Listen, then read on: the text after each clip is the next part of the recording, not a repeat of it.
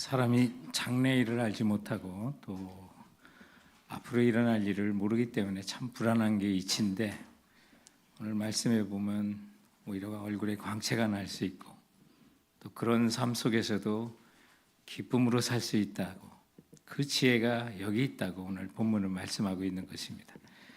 그래서 오늘 1절에 보면 누가 지혜자와 같으며 누가 사물의 이치를 아는 자이냐, 사람의 지혜는 그의 얼굴에 광채가 나게 하나니 그의 얼굴에 사나운 것이 변하느니라 라고 말합니다. 사람의 지혜, 성령께서 주시는 그 지혜를 말하는 거죠. 그 지혜가 장래일을 알지 못해도 얼굴이 굳어졌다가 광채가 나게 그 지혜가 우리를 인도한다는 것입니다.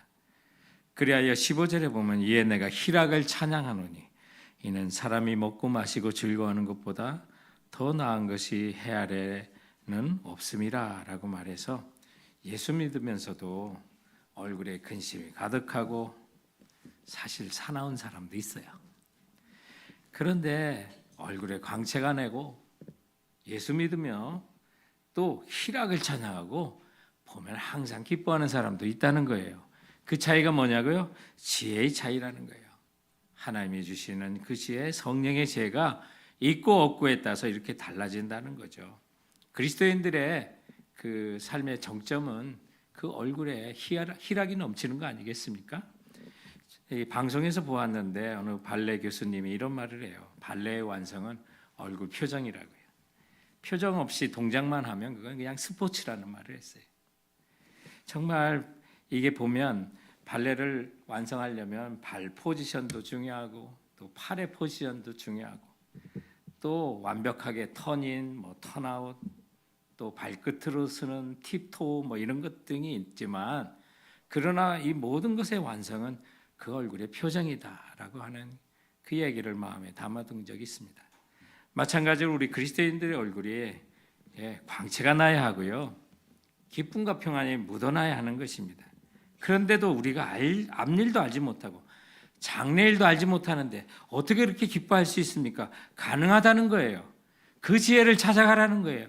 오늘 그 지혜가 본문 속에 담겨 있다고 말씀하고 있는 거예요. 그렇다면 그 지혜가 뭘까요? 첫 번째, 우리가 장래일을 알지 못해도 주님이 우리에게 알려주는 그 지혜는, 성도 믿는 자에게는, 내게는 누가 계세요? 전능하신 왕이 계시다는 거예요.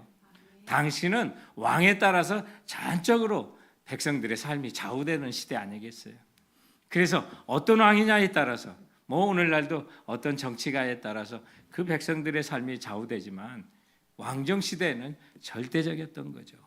그런데 이스라엘 백성들에게 진정으로 기억해야 될 것, 앞일을 알지 못하는 가운데서도 얼굴에 광채가 나고 그리고 희락이 넘치는 그런 삶을 살 수 있으려면 우리에겐 전능하신 왕이 있음을 기억하라고 말씀하고 있는 거예요.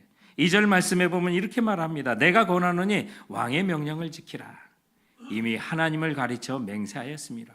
왕 앞에서 물러나기를 급하게 하지 말며 악한 것을 일삼지 말라. 왕은 자기가 하고자 하는 것을 다 행함이니라. 왕의 말은 권능이 있나니 누가 그에게 이르기를 왕께서 무엇을 하시나이까 할 수 있으랴. 명령을 지키는 자는 불행을 알지 못하리라. 지혜의 자의 마음은 때와 판단을 분별한다고 말하고 있습니다. 여러분, 자기가 하고자 하는 일을 다 행하는 왕이 계세요. 누구예요? 전능하신 하나님 우리에게도 있다는 거예요. 그분이 나와 함께 있다는 거예요. 그분과 함께 교제하면 된다는 거예요. 그래서 왕에게 물러나기를 급히 하지 말라. 주님 안에 거하라. 그리고 주님의 말씀에는 권능이 있다고 말해요. 말씀만으로 세상을 지으시는 그 권능자이신 하나님이 우리 아버지시고 우리 하나님이시라는 거예요. 그분이 우리와 함께 하시는데 얼굴이 사납다고요? 이건 말이 안 된다는 거죠. 얼굴에 광채가 나야 한다는 거예요. 7절에 보면 전도자는 질문 형식으로 왕은 할 수 있지만 인간은 절대 할 수 없는 일들을 가르치고 있는 것입니다. 7절 말씀에 보면 사람이 장래일을 알지 못하나니 장래일을 가르칠 자가 누구이랴. 전도자의 이 질문에는 이런 의미가 담긴 거예요. 사람은 절대 자기 장래일을 알지 못하는 거예요. 근데 오직 하나님만이 우리의 장래일을 아신다는 거예요. 우리는 그 누구도 나의 앞길을 알지 못해요. 우리가 10년 뒤에 어떤 모습으로 살아갈지 아무도 알 수 없어요. 인생이 어디 반듯하기만 합니까? 이리 굽었고 저리 굽는 인생들이 우리 앞에 순식간에 다가오기도 합니다. 그래서 잘 나가다가 고통이 찾아오고 갑작스럽게 병이 발견되기도 하고 승승장구하던 사업이 곤두박질 치는가 하면 망했다 싶을 때 오히려 길이 열리는 것도 보게 됩니다. 결코 우리는 장래일을 알지 못한다는 거예요. 그러나 분명한 것이 하나 있다는 거예요. 우리 모든 믿는 자에게는 우리에게 전능하신 왕이 계시다는 거, 그거 하나는 기억하라는 거예요. 그분이 우리 함께 하신다는 거예요. 그래서 우리는 2절에 있는 것처럼 왕의 명령을 지키라. 주님이 말씀하시면 따르면 되는 거예요. 왕 앞에서 급히 물러가지 말라고 말합니다. 힘들고 고통스러워도 주님 안에 거하라는 거예요. 그분과 함께 살러 내 앞길이 안 보이고 내 장래일을 알지 못해도 내 얼굴에 광채가 날 수 있는 거, 내 심정 속에 평안이 있고 기쁨이 넘쳐나는 거, 만왕의 왕이신 주님과 함께 살아가는 거예요. 이번 주에 본 어떤 영상 가운데 드림스타그램이라고 하는 이름으로 짧은 영상을 포스팅하는 그런 어떤 주부가 있어요. 근데 그분이 올린 그 영상을 보니까 이 가정이 미국에 이민 온 지가 오래되지 않은 그런 가정이에요. 한국에서는 어떻게 살았는지 알 수 없지만 정말 미국에 와서 그 가정이 새로운 환경에 적응하는 그 힘든 삶들을 이렇게 영상으로 많이 올리고 있는 내용들을 보게 되는데 한날은 이 주부의 딸이 하나님이 원망스럽다는 거예요. 믿는 가정이고 크리스천 가정인데 심지어 하나님 밉다는 말을 해요. 그 어린아이가 한국에서 살다가 미국에 와서 낯선 환경이 얼마나 힘들까, 또 그런 다른 환경 속에 얼마나 고통스러웠으면 이런 얘기를 할까 하는 그런 마음이 짠한 그런 마음이 들었는데 그때 엄마가 이런 지혜로운 말을 해주는 거예요. 엄마도 한때 하나님이 원망스러웠어. 하나님이 미웠어.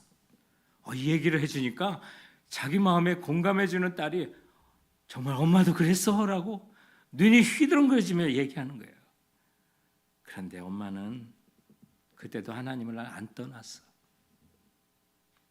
하나님이 원망스럽고 하나님이 미웠어도 엄마는 예배하는 자리에 빠지지 않았고 기도하는 자리에 빠지지 않았어.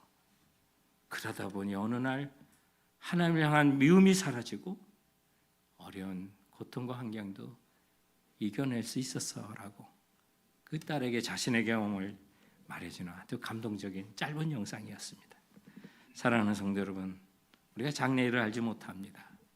그래서 인상이 구겨지고 걱정, 근심이 우리 얼굴을 가득 찰 때 있지만 우리가 한 가지 지혜는 분명히 알아야만 합니다. 전능하신 하나님 우리와 함께 하십니다. 우리가 그분 곁에 있고 그분의 말씀에만 쫓으면 사랑하는 성도 여러분, 우리에게 사나운 얼굴이 사라지고 평강과 은혜의 얼굴로 얼굴이 광채가 나는 하나님께서 그 은혜를 우리 모두에게 주시기를 주님의 이름으로 축원드립니다. 장래와 미래를 알지 못하는 이 세상 속에 우리는 어떻게 얼굴에 광채를 가지고 살 수 있을까요? 두 번째로 알려주는 지혜는 자신을 의지하지 말아야 한다는 거예요. 우리는 순간순간마다 인간을 의지할 때가 있고 그러다가 또 상처를 받을 때가 있는데 우리가 장래일을 알지 못하지만 적어도 우리가 이런 상황 속에 한 가지 분명히 알 것은 그때마다 하나님을 철저하게 의지하는 거예요. 그래서 오늘 8절 말씀에 보면 바람을 주장하여 바람을 움직여야 할 사람도 없고 죽는 날을 주장할 사람도 없으며 전쟁할 때를 보면 모면할 사람도 없으니 악이 그의 주민들을 건져낼 수는 없느니라. 내가 이 모든 것들을 보고 해 아래에서 행하는 모든 일을 마음에 두고 살핀즉 사람이 사람을 주장하여 해롭게 하는 때가 있도다. 사람을 의지하다가 해를 당하고 사람을 의지하다 넘어지는 많은 일들을 이야기하고 있는 거예요. 그러므로 우리는 정말 어렵고 힘들 때, 앞이 보이지 않을 때 사람을 의지하기보다 하나님을 더욱 의지하도록 그 오늘 지혜자는 우리를 인도하고 있는 거예요. 세상에 보면 얼마나 참 모순되는 일이 많습니까? 내 뜻대로 되지 않는 일이 얼마나 많습니까? 평생 남의 불치병을 고치던 명의가 정작 본인의 몸을 돌보지 못하고 허무하게 세상을 떠나는 뉴스도 가끔 듣습니다. 부부 상담 전문가로 명성을 떨치던 어느 상담가가 알고 보니 오래전에 가정불화로 이혼했다는 숨겨진 사실이 밝혀지기도 합니다.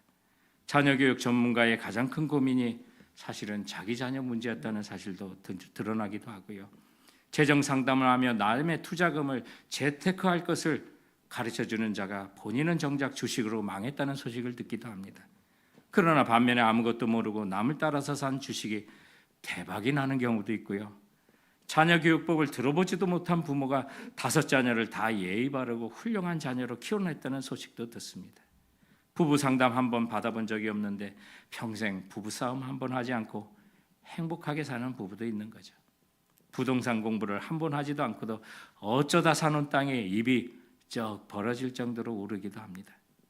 펜트하우스를 살면서 계속 묶여둔 돈 때문에 돈 걱정을 하는 부자도 있고, 렌트한 집에 살면서도 베개에 머리만 대기만 하면 단잠에 빠지는 사람도 있습니다.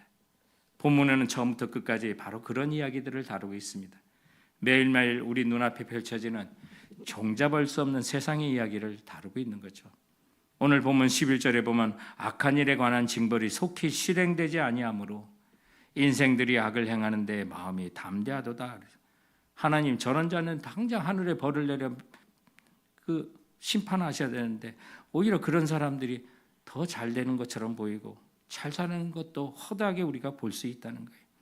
그래서 12절에 보면 죄인은 100번이나 악을 행하고 장서하거니와, 아니 죄를 지으면 수명이 단축되고 빨리 죽어야 되는데 죄를 100번이나 짓고도 악을 행하는데 오래 사는 것도 보고, 반면에 착하게 살았는데도 일찍 죽는 사람들이 있다는 거예요. 그러니 세상 사람들이 볼 때 누가 복을 받고 사는지 헷갈려 하는 거예요.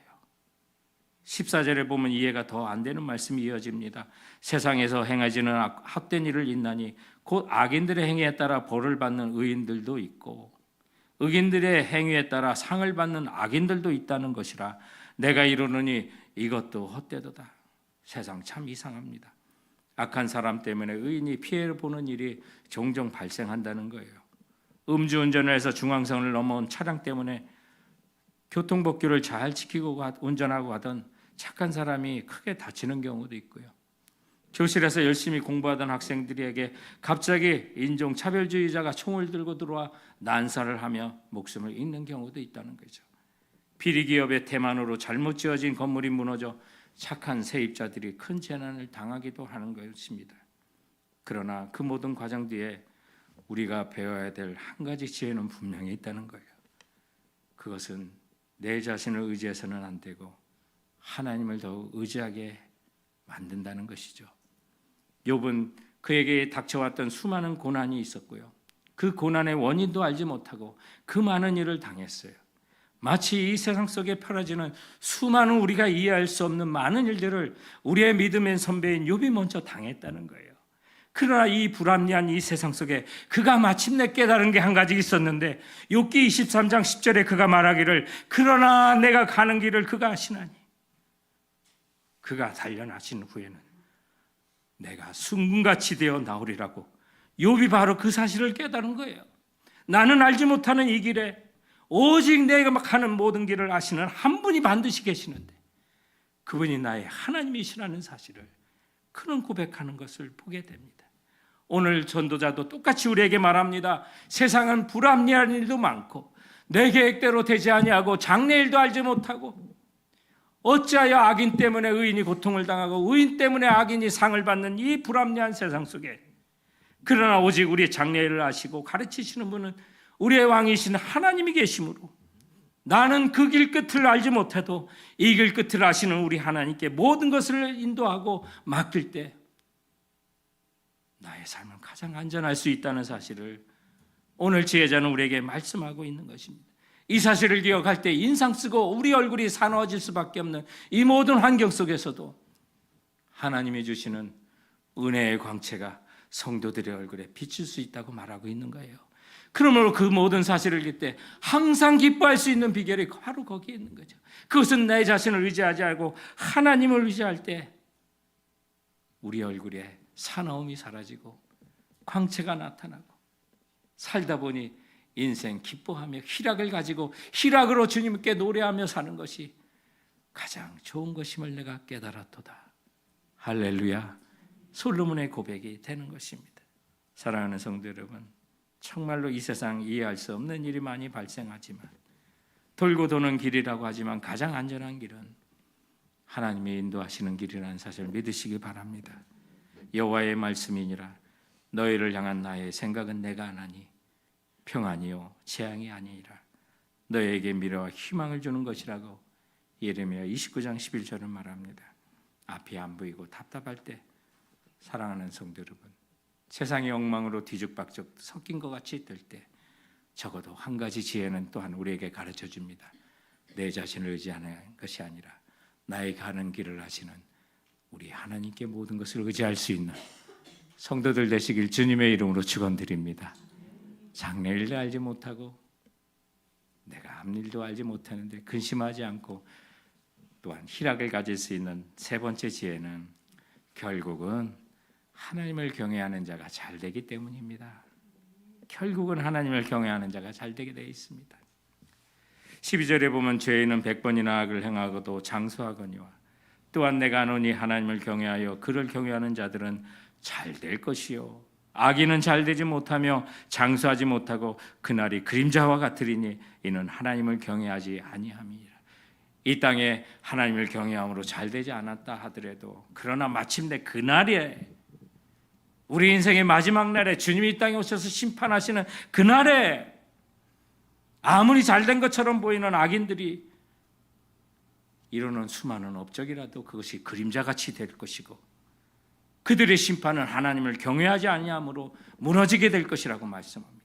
그리고 그날에 하나님을 경외하는 자는 마침내 잘 될 것이다 라고 말씀하고 있는 것입니다. 이것 때문에 예수 믿는 사람은 때로는 억울한 일을 당하고 공평하지 못한 일을 내 주위에서 만난다 하더라도요, 우리는 반드시 가져야 될 지혜가 있어야만 합니다.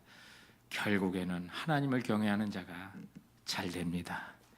내가 마지막에는 하나님을 경외하여 승리하는 자가 되길 원합니다 라는 각오가 우리에게 있어야만 하는 것입니다.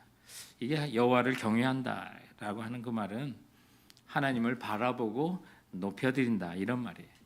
그래서 빛이신 우리 하나님을 바라보면서 높여드리게.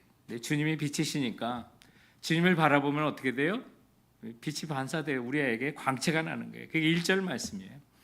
민수기 6장에 보면 빛이신 하나님이 지금 누구를 보고 계시는지 아세요? 민수기 6장 25절과 26절에 보면 여호와는 그의 얼굴을 내게 비추사 은혜 베푸시기를 원하며 여호와는 그 얼굴을 내게로 향하여 드사 평강 주시기를 원하노라. 주님 말씀하셨어요. 내 비록 장래일을 알지 못하고 내 갈 길을 알지 못하나 나의 길을 아시는 하나님을 경외하기 위하여 하나님께 내 얼굴을 돌리더니 빛이신 하나님이 그 얼굴을 내게 향하여 주셔서 그 빛이 나에게 반사되어 나오는 거예요. 그래 주님의 그 빛이 내 얼굴에 담기니 우리 얼굴이 광채로 변한다는 거예요. 하나님이 그 빛과 함께 주시는 것이 또한 우리 심령의 은혜와 평강 아니겠습니까? 주님을 앙망하고 경외할 때 내 얼굴에 주님의 은혜와 평강이 담긴 그 결과가 사람들이 이런 말을 우리에게 표현할 수가 있습니다. 저 사람 예수 믿고 얼굴 변했어. 얼굴에 근심이 사라지고 평화로워요. 아니 이런 상황 속에서도 기뻐하네. 바로 이런 것들이 되는 것입니다. 평생 해를 바라보고 사는 존재가 달이 아닙니까? 해를 바라보았더니 그 빛이 달에게 담기는 겁니다. 낯을 비추는 해만큼은 안 되어도 밤길을 충분히 비출 정도의 빛은 달이 담고 사는 것입니다. 해는 빛을 내는 발광체이고 달은 빛을 받아서 반사시키는 반사체입니다. 하나님은 우리의 해요, 우리는 그의 해를 반사시키는 세상을 비춰야 되는 달과 같은 이치입니다. 마태복음 5장 16절에 보면 예수님이 이렇게 말씀하십니다. 이같이 너희 빛이 사람 앞에 비치게 하여 그들로 너희 착한 행실을 보고 하늘에 계시는 아버지께 영광을 돌리게 하라. 사람은 바라보는 대로 살아갑니다. 그렇게 많은 시간을 살아가는 성도 여러분, 하나님을 경외하며 바라보셔야만 합니다. 하나님을 떠나지 않고 교제하며 하나님과 함께 늘 거하면서 그분을 예배하고 그 영광을 경험하고 그 영광이 우리 얼굴에 담긴 채 세상에 나가야 세상 사람들은 우리 얼굴에서 흘러나오는 광채를 드디어 볼 수 있게 되는 것입니다. 그래서 15절에 보면 이에 내가 희락을 찬양하노니 이는 사람이 먹고 마시고 즐거워하는 것보다 더 나은 것이 해 아래 없음이라. 그런 사람들의 그 얼굴 표정에는 희락이 넘쳐, 그 심령 속에는 기쁨이 넘쳐 산다는 거죠. 사랑하는 성도 여러분, 하나님을 경외하고 계십니까? 그분을 바라보며 그분의 얼굴을 향하고 있으십니까? 주님은 여러분의 얼굴을 향하고 있기에 우리가 그분을 향하여 얼굴을 향한다면 그 빛이 우리 안에 광채로 다가오게 된다는 것입니다. 노만 윌리엄스라고 하는 분이 쓴 책 가운데 루미나리스라고 하는 책이 있습니다. 루미나리스. 한국어가 아닌데 한국어로 이렇게 루미나리스라고 표현해서 이상한 제목을 가진 책인데, 루미나리스는 그냥 영어입니다. 루멘스, 루민, 다 이게 밝은 조명과 관계 있는 건데요. 그 말의 뜻은 이제 성각자다 또는 권위자라는 뜻도 있지만 발광체라는 뜻이 있거든요. 근데 그 책의 뜻은 발광체예요. 그래서 그 책의 내용에 보면 기독교 역사 속에 세상에 빛을 발했던 기독교 위대한 위인들의 어떤 삶을 거기에 소개하는 그 책이었는데, 이 책에 보면 내용 가운데 성 어거스틴의 내용이 나옵니다. 그리고 그의 그 말을 인용해서 이런 표현을 했어요. 우리 하나님은 내 앞에서 자꾸만 모퉁이를 돌아가시기 때문에 나는 그분을 쫓아 계속 달려가지 않을 수가 없다고요. 사랑하는 성도 여러분, 어제 하나님을 본 그 자리에서 계속 머물러 있다면 오늘은 여러분 하나님의 얼굴을 볼 수 없을 거예요. 왜요? 하나님은 자꾸 모퉁이를 도신다는 거예요. 그래서 내가 그분을 쫓아가지 않으면 우리가 하나님을 향하여 설 수가 없다는 것을 어거스틴은 강조하고 있었던 것이죠. 그래서 어제의 은혜로 살아가는 것이 아니라 오늘 보이지 않는 하나님을 다시 보고 그 얼굴을 뵈며 경외하며 주님 앞에 서기 위하여 모퉁이를 도시는 그 하나님, 자꾸만 돌아가시는 그 하나님, 움직이시고 지금도 역사하시는 하나님, 그분의 등이라도 보겠다는 마음으로 부지런히 쫓아가야만 주님을 바라볼 수 있고 주님을 경외할 수 있다는 말입니다. 사랑하는 성도 여러분, 어제 보이던 하나님이 오늘 안 보입니다. 왜 그럴까요? 우리를 단련시키고자 모퉁이를 도셨기 때문에 그런 것입니다. 그러므로 여러분, 하나님을 경외하는 자 결국엔 잘 되게 돼 있는데 지금 있는 그 자리에서 멈춰서서는 우리가 하나님을 결코 경외할 수 없다는 거죠. 더 달려가시기 바랍니다. 더 의지하시기 바랍니다. 내 자신을 의지하지 않고 주님을 더 의지해야만 하는 것입니다. 저는 지난 조지아 선교에서 주님을 더 의지하는 그런 나를 만난 적이 있습니다. 우리가 아침마다 내가 방문해야 될 마을을 지정받습니다. 한 팀마다 4명 내지 5명으로 조를 이뤄서 7팀들이 이제 매일 같이 흩어지는데, 그러니까 전날은 알 수 없어요. 아침에 돼서 이제 아침 먹을 때가 되면 이제 손노아 선교사님으로부터 그날 가야 될 마을과 조가 발표가 됩니다. 그래서 오늘은 내가 어디로 갈까, 누구랑 갈까, 이제 이런 것들이 이렇게 발표가 되는데, 대부분 이제 간증에 들은 것처럼 이제 모슬렘권도 손님 대접하는 것을 이제 행위 구원의 중에 하나이기 때문에 아주 열심히 대접을 합니다. 그런데 제가 이번 선교하는 동안요, 점심을 2번이나 굶었어요. 이게 가면 웬만큼 이제 식사가 될 정도로 풍성하게 주는데 제가 점심을 못 먹고 쫄쫄 굶은 적이 또 이틀이나 있었어요. 근데 하루는 가는 데마다 거절을 당하는 거예요. 웬만하면 다 받아들인다고 했는데, 그리고 전날까지도 다 맞이해 줬는데 오늘은 가는 날마다 가는 곳마다 들어오지 말라고 해서 쫓겨나는 거예요. 그런데 그날따라 바람도 불고 비까지 오니까 이게 처량하더라고요. 그래서 몇 번이나 거절당했나 봤더니 6, 7차례를 거절당하면서 한 군데를 들어가지 못한 거예요. 참 이쯤 되니까 선교 경험이 많은 한 분이 얘기하시더라고요. 이런 경우는 처음이에요. 왜 그런 경우에 제가 걸렸는지 원망하지 아니하고 그런 날이 되다 보니까 더욱더 의지하게 되더라고요. 하나님, 인도해 주세요. 나의 갈 길을 인도해 주세요. 우리가 어디로 갈지 모르고 누구를 만날지 모르는 철저한 그 상성에 나의 길을 가시는 그 모든 길을 아시고 사람을 예비하신 주님, 우리를 인도하여 주옵소서. 길거리에서 통성기도하고 또 계속 전진하는데 한 가정이 우리를 반겨 주었습니다. 너무나도 가난한 집이었습니다.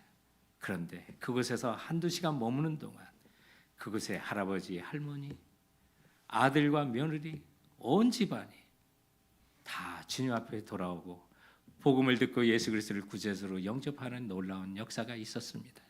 비록 한 가정만이 우리를 환영하였지만 그러나 나의 모든 가는 길을 아시고 주님께 의지하는 법을 그때 우리에게 알려주셨고 마침내 이런 좌절적인 환경 속에서도 하나님을 경외하는 자에게는 반드시 그 얼굴에 사나움이 사라지고 광채가 난다는 사실을 알려주며 이 한 가정으로 인하여 우리 선교팀들은 그날 얼굴에 광채가 나고 희락으로 말며 하나님께 찬양을 올리며 주님 앞에 다시 돌아오는 놀라운 일이 있었던 것입니다.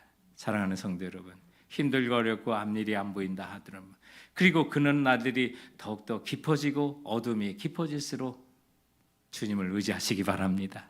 만왕의 왕의 주님이 우리를 인도하심으로 주님을 경외하는 자 반드시 잘 되게 되어 있는데 주님은 모퉁이를 도시니 끊임없이 주님을 쫓아갈 수 있는 성도들 되시길 주님의 이름으로 축원드립니다. 기도하시겠습니다.